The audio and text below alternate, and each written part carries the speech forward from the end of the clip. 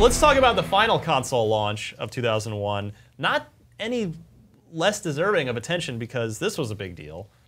The Game Boy Advance. Yeah. I mean, I do think Great system. I think we do have to sort of blast through, just so we don't run out of time, Yeah. not to take anything away from the GBA. The one point that I want to make about that console is that's a console that really came into its own later with the SP, right? Yeah. Yes. I had the original GBA. I loved it. I had to play under a bright light because it was impossible to see. I had that massive light that Yeah. came over Of a it to dark hit it. purple Like light. it only lit up a little bit Yep, of the screen, but yeah. And it sort of started Nintendo's trend of, no, I guess that's not true either, because they've always done it with the Game Boy Color. It continued Nintendo's trend of revising their handhelds as they went and improving on them. The other thing that really stands out to me about the GBA is that it was, at the time, sort of the last haven for 2D gaming. Now we have a really thriving indie scene, and games of all, shapes and colors exist and thrive.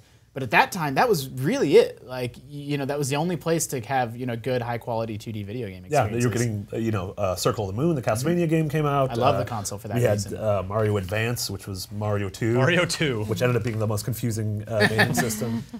Yeah, you had and Super Mario Advance along with Castlevania Circle of the Moon were the two highlights. But God, Circle of the Moon was so good. It was like getting in a time machine in a good way and going back to like 1991.